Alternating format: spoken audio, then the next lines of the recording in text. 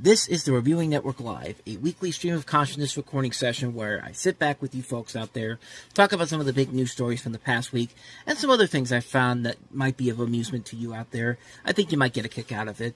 Now, these are more like audio podcasts and are much longer than my usual videos and are also, for the most part, unedited and will contain some foul language. So, if you're easily offended by that, I advise you to maybe step back a bit, maybe go somewhere else. But hey, if you're up to the challenge, sit back, relax, and enjoy the show. Thanks.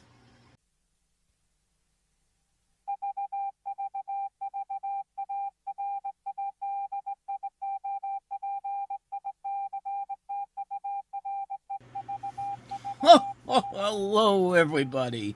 For the 68th time ever, we are live. I don't know, festive. Welcome to the Reviewing Network Live on this Sunday before Christmas. We are 3 days away from the holiday itself.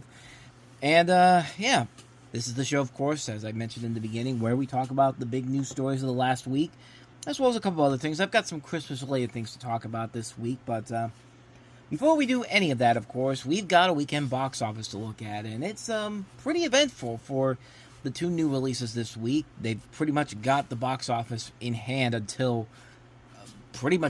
until the start of February when you really look at it. But we'll delve into those as we move along here. But let's go ahead and jump right into it real quick. Let's get to the number 5 movie, that new release this week that I know nothing about. It's an Angel Studios release. Of course, the same company behind The Chosen and The Sound of Freedom. Homestead, which is the story about amid chaos, an ex-Green Beret joins Prepper compound, love grows, truth resides, and a community unites. I have no idea what this movie is about. I don't even know who's in it, honestly. Let me see.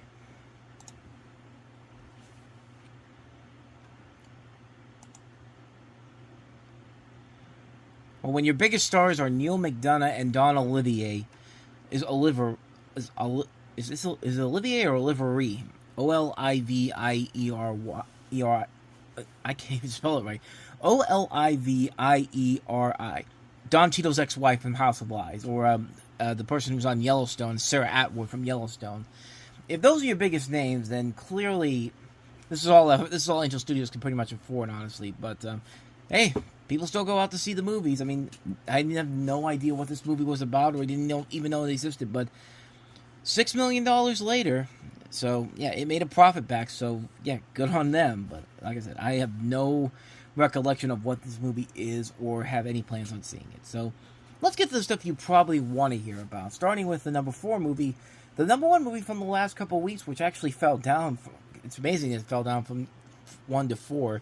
Moana 2, which brought in $13.1 million, dropping 50% from last week. 4-week grosses up to $359.1 million. If you take worldwide grosses, it's closing in on $800 million worldwide. I still can't believe the world spent $800 million on this regurgitated pile of garbage.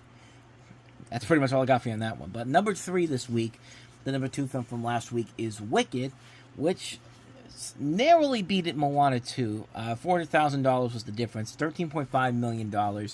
Dropping only 40% from last week. $383.9 million after 5 weeks.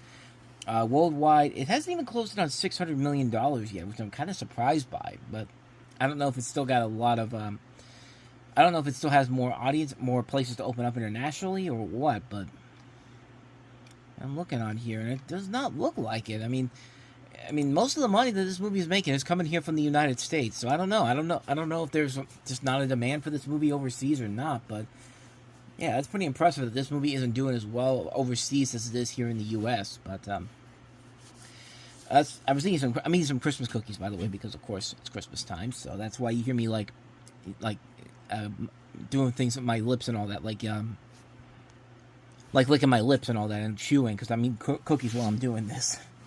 It's Christmas time. What do you want? But I know what Disney would want. They want this next movie to have done better. We were getting into the 2 new releases this weekend, and really, this is not much of a surprise in general when you really look at which one was going to do better. But also I'm going to talk about something that needs to be kept in mind, because I'm already seeing people online celebrating this movie bombing big time. But The movie I'm talking about, of course, is Mufasa and the Lion King, both the prequel and the sequel to the live-action Lion King movie, which has been getting better reviews than the previous film. I actually really do want to see it. I've heard a lot of good. I've actually heard it's actually much better than the 2019 film, and I really want to see it overall. But here's the thing: the movie brought in $35 million this weekend, which is not good for a movie that cost $200 million.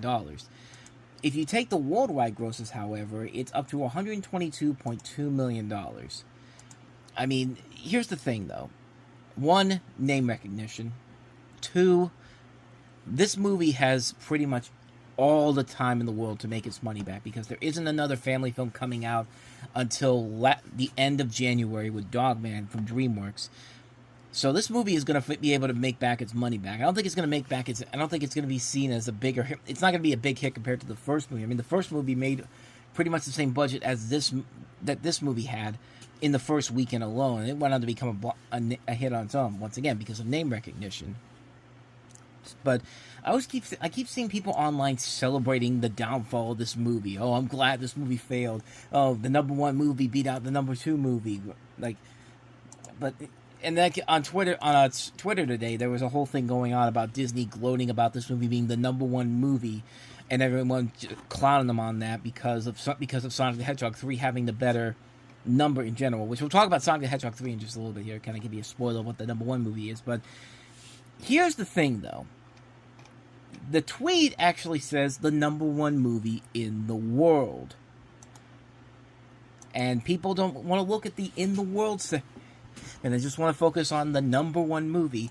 But it's not false advertising, because, as I'm about to get to here, the number 1 movie this week was Sonic the Hedgehog 3, which brought in $62 million. And we'll delve more into that in just a second, because that's interesting on its own amounts. But the worldwide gross for Sonic the Hedgehog 3 after this weekend was $63.3 million. So, bottom line, Disney is right for saying it's the number 1 movie in the world. But, of course, nobody wants to give Disney any credit for anything anymore because of their bad marketing choices in general. But also keep in mind, Sonic the Hedgehog 3 still hasn't opened up in a number of different places. I think the only other place it's opened up is in New Zealand. And even then, I'm looking at the thing on Box Office Mojo right now. It says New Zealand's release date is December 26th. So how can they have the numbers for a gross number already for that? In fact, there's one for Colombia, too, for only $461. I mean, this is weird, but... yeah, a lot of the places that Sonic the Hedgehog 3 is opening up have yet to open up yet. Most of them are going to be open up on Christmas Day. I see some waiting until the new year to start. So, the bottom line here is that both of these movies will have all the time in the world to make the money they need to, because there is a lack of family films from this point going forward. Like I said, the next big one's not going to be until DreamWorks puts out Dogman on January 31st. And even then, I'm trying to see what else is there. I really don't think there's nothing else that's going to combat these 2 movies in general. But let me see. So after Christmas Day, which does not have a whole lot of big family blockbusters in general, the big ones that everyone's going to be looking forward to is Robert Eggers' Nosferatu, the Robbie Williams biopic Better Man, A Complete Unknown with Timothy Olyphant as Bob Dylan. I've been seeing promos for The Fire Inside with Ryan Destiny, the boxing movie. But other than that, though, Den of Thieves 2, the Gerard Butler movie, which is somehow getting... I really think that... they really think that this is going to be a massive hit, which... who was asking for that? Wolfman, which comes out on January 17th. September 5th, which gets its wide release on January 17th as well. And let me see if I can find the last 2 weeks. Yeah, January 24th, there's Presence, the film by, is that David it's not David Cronenberg who directed it. Nice. I know this is just a bunch of dead air here, and me just trying to do some research here, but Steven Soderbergh directed it. So, bottom line, there's really nothing for kids coming out for the next month. So, both of these movies have all the time in the world to make their money back. No question about it. And both of these movies will make their money back in some way, shape, or form. Sonic the Hedgehog 3 will probably be the more successful of the two because of the fact that the budget on that is much smaller than Mufasa the Lion King. But Mufasa the Lion King will make its money back in some way, shape, or form. It's not going to be the hit that the first movie was, but yeah, it is what it is. But speaking of Sonic the Hedgehog 3, $62 million, that's about half the budget of the film, $122 million. Now, the interesting thing about this movie in particular is the fact that this movie had a massive decrease from the It's actually had a decrease from the first movie on Friday, brought in $25 million, down from the $26 million on Saturday on Friday for Sonic the Hedgehog 2. And I'm trying to see, let me go to the Deadline article about this, because they were talking about what was going on with the Saturday numbers. And it says right here, from this Deadline article, Sonic the Hedgehog 3, which on Friday looked like it was heading for a franchise best domestic opening, came up way short. Per Paramount, families represented 46% of their crowd through 2 days, which is why business was lighter on Saturday. Parents were at the mall shopping, giving it the last weekend to do so, with Christmas falling on Wednesday. By comparison, Sonic the Hedgehog 2 opened on April 8th, 2022, and brought in 59% families. Confidence prevails in business from Christmas Day onward. Sonic the Hedgehog 2 still owns a $72 million opening record. Sonic 3 represents the second best opening for the franchise. It's still quite a feat to beat Disney, as they have traditionally owned the pre-Christmas frame with Avatar and Star Wars movies, but you gotta give props to Paramount. For the Brian Robbins run motion picture studio, it's their 5th #1 opening of the year, behind Mean Girls, Bob Marley, One Love, If, and Smile 2. Note, Sonic the Hedgehog 3's opening is still north of the high $50 million that was spotted. So it still went over the expectations that the film had. And like I said, both this and Mufasa will have legs going forward with the month ahead. Nobody should really be worried right now. I mean, yeah, it's fun to say that Disney got beaten by a blue hedgehog, but that's just kind of expected stuff because everyone's been so against Disney, rightfully so on a number of different occasions. But yeah. So, and by the way, didn't even waste any time before the movie actually came out. There is a Sonic the Hedgehog 4 coming out in 2027.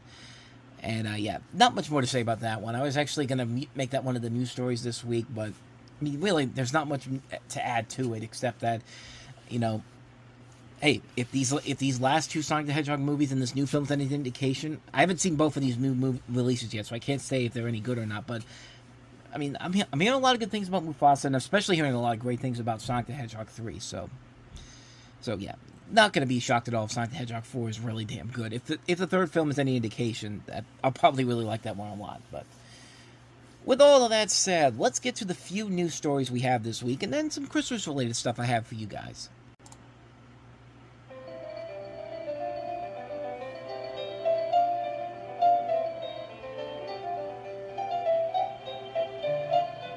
Yeah, if you watch CBS on Sunday nights in the 1980s and 90s, or if you basically just had this TV on at your grandmother's house, chances are Murder, She Wrote was playing on television. Now, why am I bringing up Murder, She Wrote? Well, there was some interesting news this week about the future of bringing the show back, because there was a talk a long time ago about Octavia Spencer doing a TV show version of it for NBC that never got off the ground.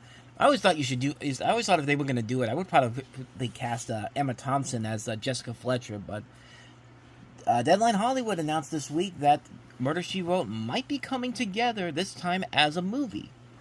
As I've got the article right here, and it says, Oscar winner Jamie Lee Curtis is the top choice to star in the Murder, She Wrote movie coming together at Universal, The Dish hears. No deal yet, but we hear she's looming likely to play the Jessica Fletcher role popularized by Angela Lansbury in the hit series that ran for 12 seasons on CBS. The script is by Lauren Schuker Blum and Rebecca Angelo, the duo behind the Craig Gillespie director drama Dumb Money, about the GameStop short squeeze of 2021. Good movie, by the way. If you haven't seen it, definitely check it out. Murder, She Wrote is being produced by Lord Miller and Amy Pascal. That's Phil Lord and Chris Miller, by the way, and Amy Pascal from Pascal Pictures. Now, it's early, but this makes a great deal of sense. Whodunits are hot, from the Knives Out trilogy with Daniel Craig's Benoit Blanc to the Hercule Poirot mysteries with Kenneth Branagh that began with Murder on the Orient Express. Just as hot as the career second win of Curtis, who had come so much further than a Halloween Scream Queen would dare to dream. Lansbury starred, of course, in the 1984 to 96 series and what would become one of the most successful and longest-running shows in TV history, where Jessica Fletcher was a retired school teacher turned successful mystery writer who proves to have an uncanny knack for solving real-life murders. The show is primarily set in the seaside town of Cabot Cove, Maine, though Jessica often traveled to other locales as cases unfold. There was even a Magnum PI crossover back around that time, because that show was popular back then. The show was a Sunday night staple, nominated for 41 Emmys, and Lansbury nominated each year the series ran. It's a mystery why she never won. Just the Emmys for you. But yeah, bottom line is that Murder, She Wrote possibly getting made into a movie down the road, which, Jamie Lee Curtis is usually really good, and I could probably see her in the role of Jessica Fletcher. But like I said, I probably would have gone with somebody like Emma Thompson first of all, because I think Emma Thompson would fit that role much better. But you can't go wrong with Jamie Lee Curtis. Jamie Lee Curtis has been on such a roll as of late. Of course, starting with Everything Everywhere All at Once. So yeah, if I'm gonna might as well go with a hot hand there. But yeah, I definitely would like to see what they do with it, especially if Phil Lord and Chris Miller are the producers behind it. I wonder who they're going to get to direct it, though. I think that's going to be much more interesting to determine whether or not the movie will actually be something I really am looking forward to, depending on who they get for the director. But I'm definitely curious to see where they go with it. I'm really excited to see what they do with this here. Can't wait to see what happens with it. So with that said, let us go ahead and move on to story number 2. Speaking of television show intros you might be familiar with, of course we talked about Murder, She Wrote before, about grandmothers and all that, but your kids are probably very familiar with this little tune right here.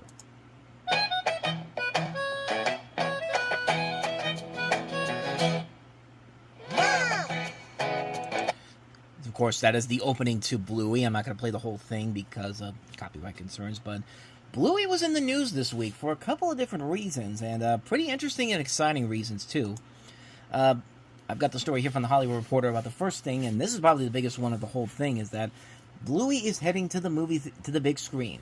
The smash hit Disney Plus animated series is getting its own feature film from the Walt Disney Company and BBC Studios to be written and directed by Bluey creator Joe Brumm. The film will continue the adventures of Bluey, a lovable, inexhaustible blue healer dog who lives with her mom, dad, and her little sister Bingo per the studios. The CG animated film will hit theaters in 2027 under the Disney banner and will stream on Disney Plus after its debut. The film will star vocal talents from the series, including Melanie Zanetti and David McCormick as Bluey's mom and dad, Chilean bandit healer, and music created by Bluey composer Jock Bush. Bluey has been a bona fide hit for Disney Plus, routinely ranking as one of the most streamed shows on the service. A longer-form special called The Sign garnering more than 10 million viewers worldwide, with a handful of new episodes trickling out after.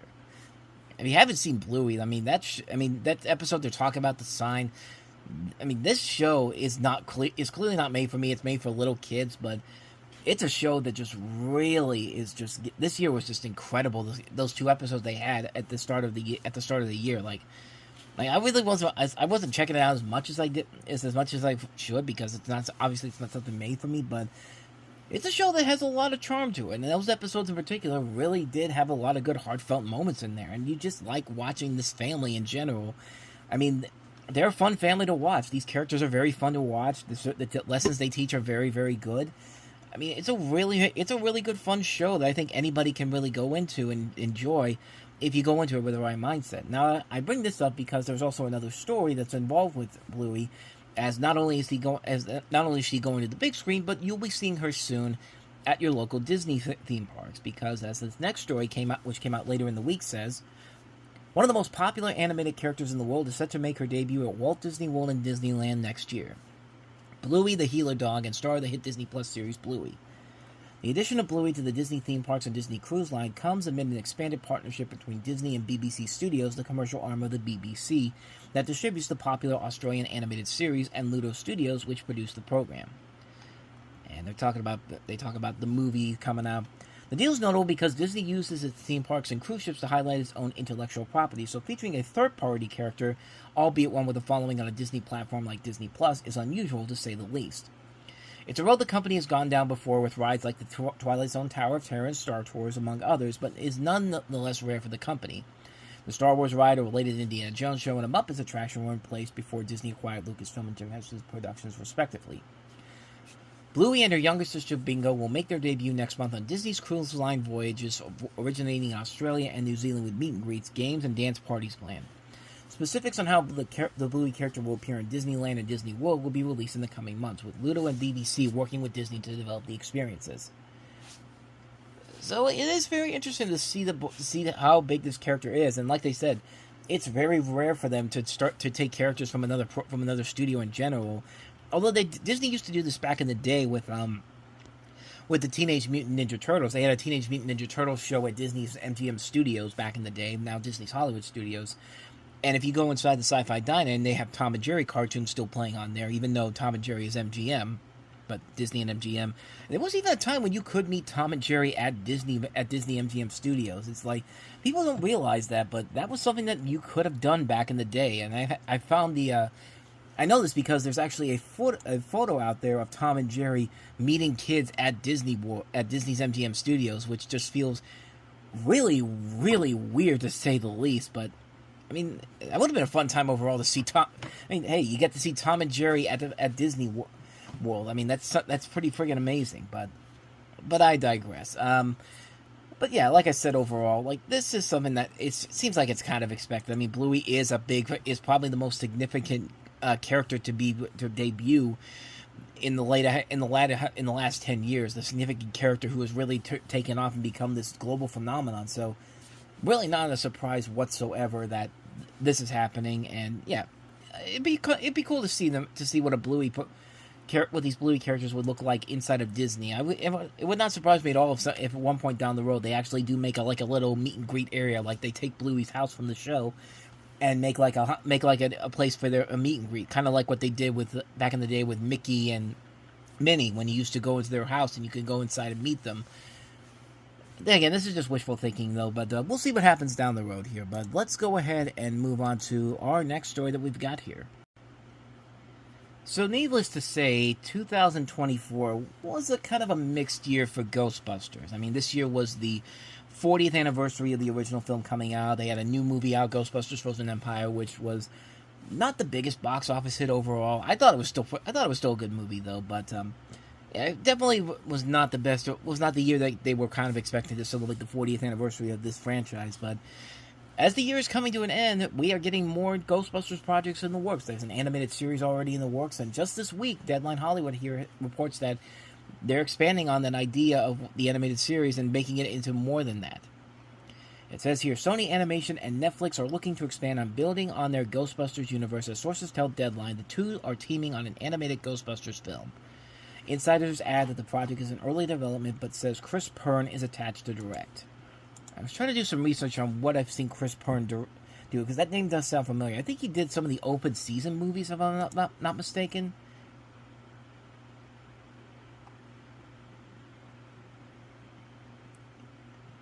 I know this is just dead air here, but I'm just trying to see here. He did work on some of the open season movies, but he's done a lot of stuff that I have enjoyed. I like Cloudy with a Chance of Meatballs 2. He worked on Arthur Christmas. He did The Willoughbys, which is kind of a very underrated Netflix movie that came out a couple years ago. So I'm cautiously optimistic about that front. It says the film is part of the expanding Ghostbusters universe, with the latest live-action feature, Ghostbusters: Frozen Empire, released in March. Sony Pictures Animation and Netflix are in development on a separate, all-new animated series based on the beloved IP. Not only does this project mean to expand on the Ghostbusters universe, sources close to the development of the film see it as something that it could do for the IP of what the animated Spider-Verse films have done for Spider-Man. That franchise has delivered not only at the box office, making it more than $1.2 billion globally, but it also earned several accolades, including a Best Animated Feature Oscar for the first film. And they say here that the directors Bob Persichetti and Justin K. Thompson were confirmed for Spider-Man Beyond the Spider-Verse, which was announced this week as well. So there's really not much to go off on this per se, but, you know, they got a good director for this Ghostbusters movie, and I really don't think the Ghostbusters franchise has had that many bad things attached to it. I mean, the first two movies are classics, especially the first one. The Paul Fahey one, the one with Melissa McCarthy and Kristen Wiig, I don't hate it as much as everybody else does. I think Ghostbusters Afterlife is probably my second favorite in the series behind the first film, and I did really like Ghostbusters Frozen Empire overall. It'd be interesting to see what kind of new world they can expand upon in the Ghostbusters universe. I mean, there's so much possibilities of what you can do overall, and I'm really cautiously optimistic to see where they go with it with this new series and this movie they've got coming. But so that's a Sony franchise that does leave a lot open to expand on the universe on. The next story, however, not so much. You know, whenever you hear something that says the announcement you've all been waiting for, you're expecting something massive, something that everyone is just waiting to hear about, something that has been asked about for so many years, and yet it's not going to happen anytime soon. And then all of a sudden you hear this, it's just like the announcement you've all been waiting for. When I think of the phrase "the announcement you've all been waiting for," I'm not expecting an announcement of an Anaconda movie that we talked about earlier in the year finally getting made, and not only that, getting a release date, but apparently this is what Sony thinks is the announcement we've all been waiting for. So let the stars of the movie explain what the hell's going on. Oh, hi, Jack. Dude, you know what we should do? What? Promo. Let's shoot a promo right now on my phone. Hey, what's up, people? We're making a movie. Guess what it is? Paul Rudd and Jack Black star in the Anaconda. It might be the Anaconda. Is it? Whatever. There's gonna be a big fucking snake, and it's gonna rip. You want to get scared? You want to laugh? You want to celebrate with your friends? Or maybe you're alone and sad and have nobody, but just want to forget about that. It's coming out on Christmas in 2025. 1 year from now, you're gonna come In the theater. That came out wrong. It doesn't matter what I meant. Come see our movie, Anaconda. Dude, have you seen the snake? No. It's in that room right there. They're about to feed it a donkey. Come on. What are you going to do? Open presents? No, but I'm going to do anything else but not see this movie, because holy mother of God, what the hell was that? I mean, I get it. You got to sell the movie, and that's fine and all, but who in the hell was asking for this reimagining of Anaconda? And who's going to go see this on Christmas Day, of all things? But here's the story from Variety, giving us the full details here. And it says, Paul Rudd and Jack Black have announced that their new reimagining of Anaconda will be a Christmas movie. Or at least it'll slither into theaters that day. Get it, get it, get it. The Funny Man revealed that December 25th, 2025 release date and showed off their chemistry in a promo clip uploaded Friday morning. We're making a movie, Black exclaims at the start of the video, confirming earlier reports that he and Rudd would team up to star in the Serpentine story. Tom Gormican, who directed The Unbearable Weight of Massive Talent, helms the Columbia Pictures film from a script he co-wrote with Kevin Eaton. Plot details, including Black and Rudd's roles, are still being kept under wraps, but Black confirms one key point. It's gonna be a big fucking snake, and it's gonna rip. See, here's the thing about that promo. It's just, here's the thing. Anaconda they're selling this as a remake, but they're not selling it. The movie is supposedly not a remake of the '97 thriller, the one that has Jennifer Lopez, Owen Wilson, and Ice Cube, and Jon Voight attached to it. So why the hell is it even called Anaconda? Like, you could have just called this Jumanji 3, and I think people would have bought into it, or Jumanji 4, if you want to include the original Robin Williams movie, because hey, you got Jack Black in here, Paul Rudd's in here too, and like nothing about this makes me want to see this fucking movie. Like, I get it. The director did The Unbearable Weight of Massive Talent. That's a great movie, a great Nicolas Cage movie, but when you have the problem with that promo really comes down to one thing, and one thing that I saw right from the get-go, and that's the fact that that it's a movie that isn't telling you a goddamn thing about what makes this so different than the other movie, except the fact that it's Jack Black and Paul Rudd. It's going to be a comedy, because clearly that was the intention of the original film, because, no, by the way, it wasn't, because the original film was sold as a thriller, a horror thriller, and yet it became a so bad it's good type of horror movie. And I even said back when I talked about the movie, it's a fun, over-the-top horror movie. This does not feel like that whatsoever. This just feels like a movie where Columbia is just going through the library of movies that they have. Like Tom Rothman is going through the libraries of films that they have, and they're just like, okay, we need a new franchise to reboot. What do we have? I found Anaconda. Give me that. We'll make it a comedy. But, sir, it's not a comedy. Don't question me, goddammit. I'm the one that made Alvin the Chipmunks and Garfield a success. At first. Yeah, because of course he worked at Fox back in the 2000s. But bottom line, this whole thing just seems like a really terrible idea. And if you want to sell the movie, that promo was not the way to sell the movie. I don't think anybody's going to go see this on Christmas Day.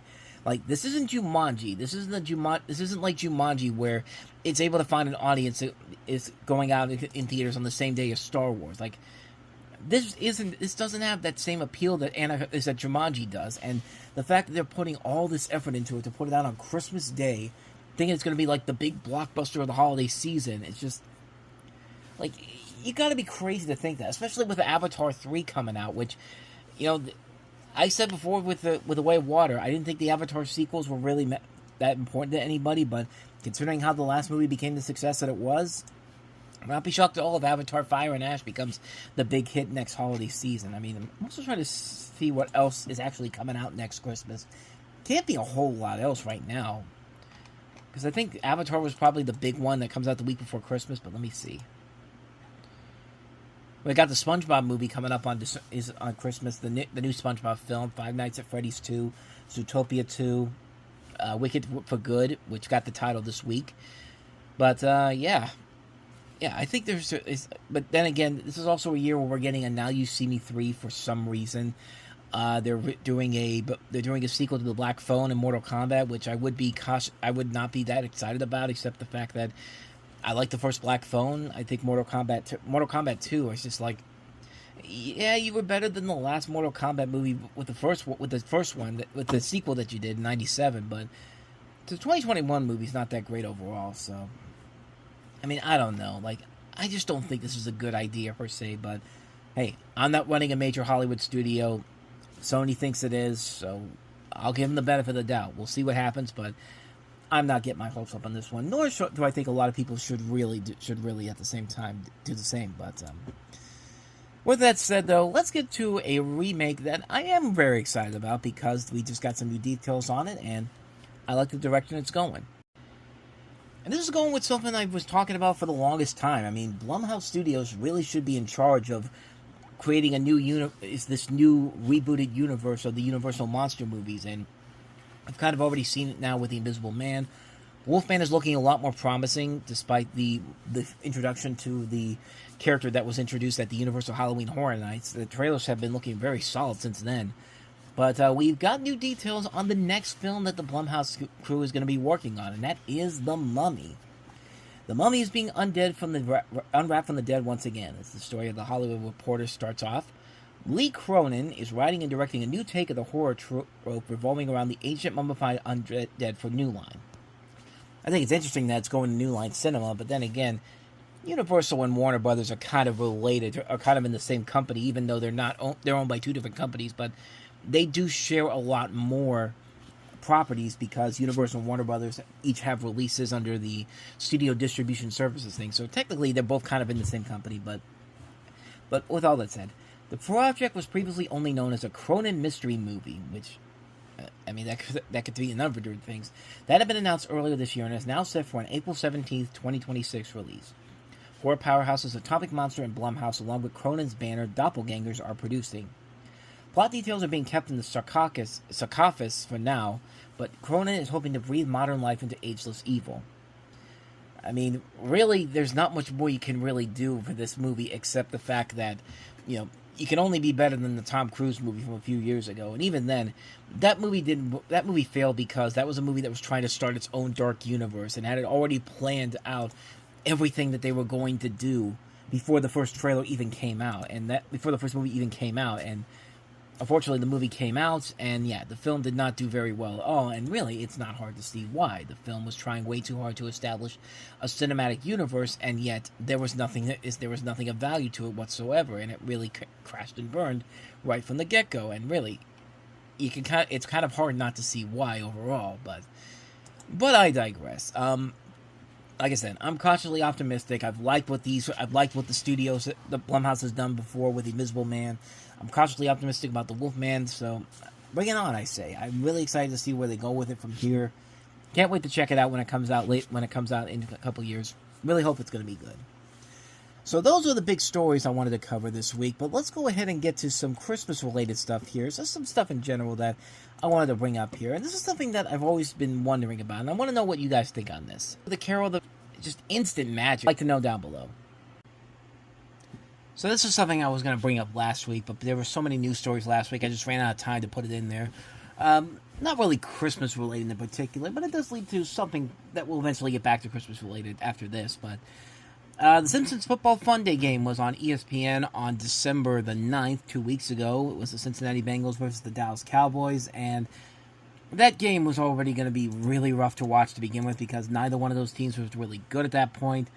Dallas officially got eliminated today. Cincinnati has gotten better since then, and it started with that win in Dallas. And yeah, it was not the best game overall, but watching the ESPN version of it, the Simpsons Football Funday, was fun in its own weird, bizarre way. I mean, it was a game that was definitely really, really just if you ever saw the Toy Story version they did last year, where they had all the Toy Story guys that in the roles of all these characters there, of the players in that game, that was on I think it was Disney. I think it was also Disney Plus last year too, but it was one of those London games. But imagine that, except with slightly better graphics that even then weren't the best overall. I mean, it was definitely a rough-looking game on a number of different levels. But with all of that said, though, it was still kind of fun to watch, mostly because of just the way, like, you watch the game.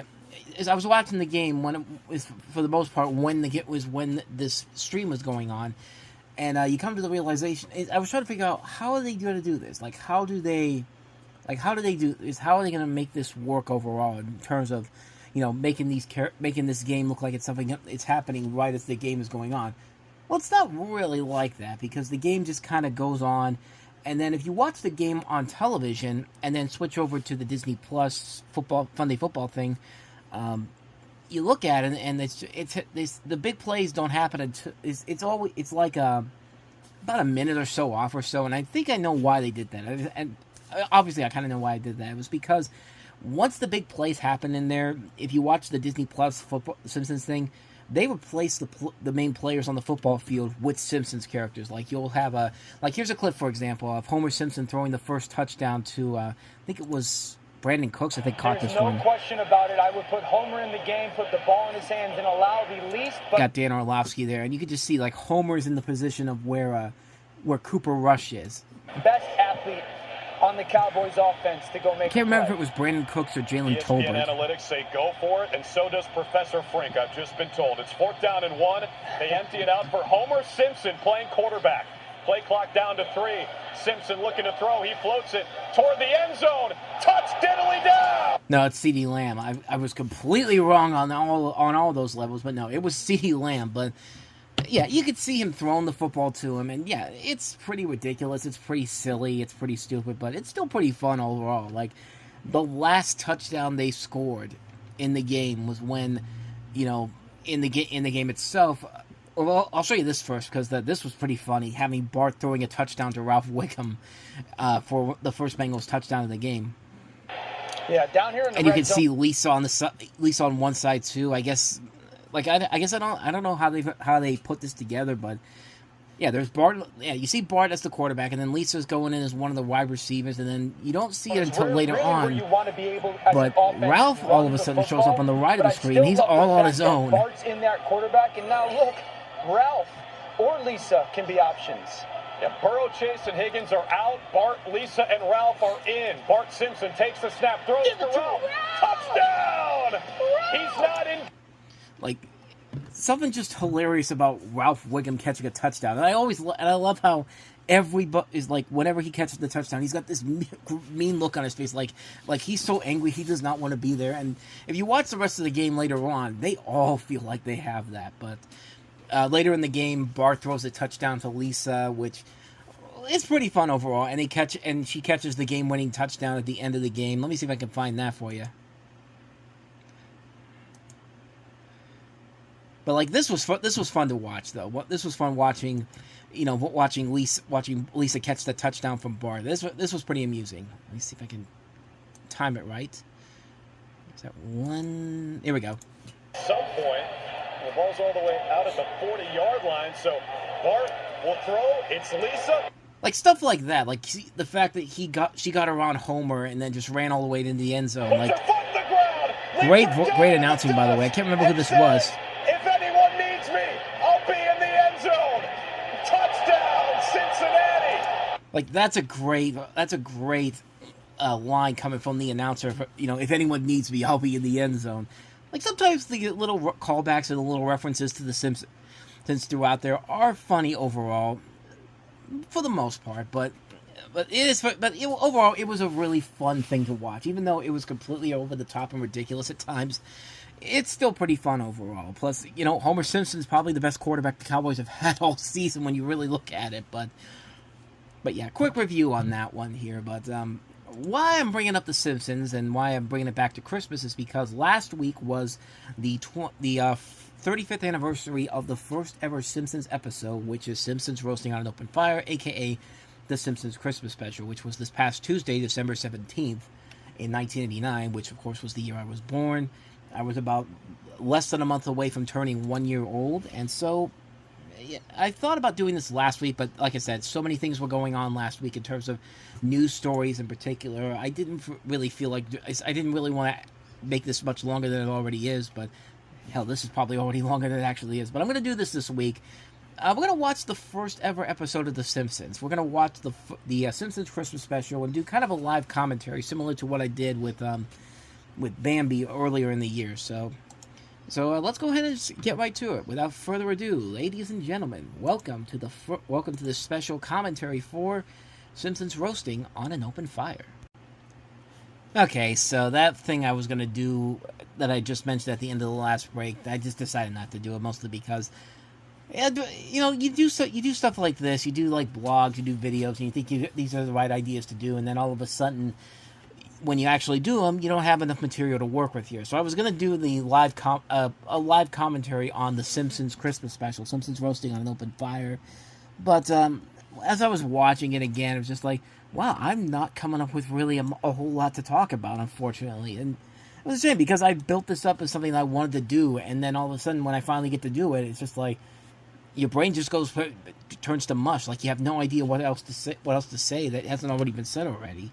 But, yeah, that's why I kind of decided to just go back decided not to do it this time around, but maybe next Christmas I'll do it. But, we are getting to the end of the show, but, as far as recommendations go, there's no big new releases this week. Last week was kind of the big new release week, so I'll just bring up the usual holiday classics, the ones I watch every holiday season. I mean, stuff like Home Alone, Elf, National Lampoon's Christmas Vacation, The Polar Express, the classics like The Grinch, The Charlie Brown Christmas, the essential stuff pretty much. Frosty the Snowman, Rudolph the Red-Nosed Reindeer. Some underrated stuff like A Chipmunk Christmas. That's one I usually watch every year. I just did the review for that over on the main website.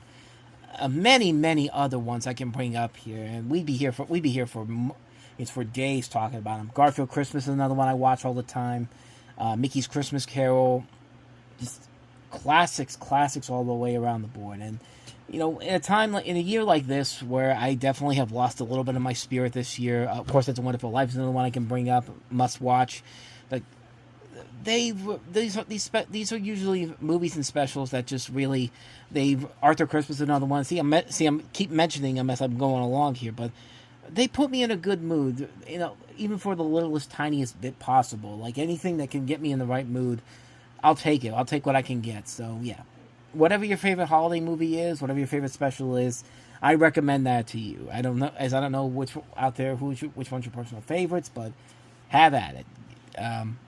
So with all of that said, thank you so much for watching this and listening to this episode of the Reviewing Network Live. Hope you guys have a Merry Christmas and a Happy Holidays, Happy Hanukkah, Kwanzaa, whatever you celebrate. We are very much passing our all of that to you. It's Happy Holidays to every one of you. And, of course, if you like what you see here and you want to see more videos like this, please go ahead and check out the last episode I did, as well as the playlist. And also, check out some of the other stuff we've done here on this channel. We do stuff here every week, every day, whether it's Time About the Movies Clipless versions, trailer reactions, the NFL Network, which is going to have a new episode on Tuesday because of the Christmas games on Wednesday. Hit the like button, hit the subscribe button. I think I pretty much covered all the bases here. And so that's it. Next week, the last episode of the Reviewing Network Live for 2024. And we'll start delving into my top 10 lists for the year. I'm currently very much in the process of putting together the best and worst movies list of the year. But next week will be the best TV shows of the year and the worst TV shows of the year. So be on the lookout for that next week. It should be a not a big news week in general next week because it is Christmas and everybody will be kind of off until the new year starts. So we'll see what happens there. But yeah, with all that said, thank you so much for watching and listening. And I'll see you guys next time. Until then, have a Merry Christmas. Have a happy holiday season. Until next time I see you, we are out.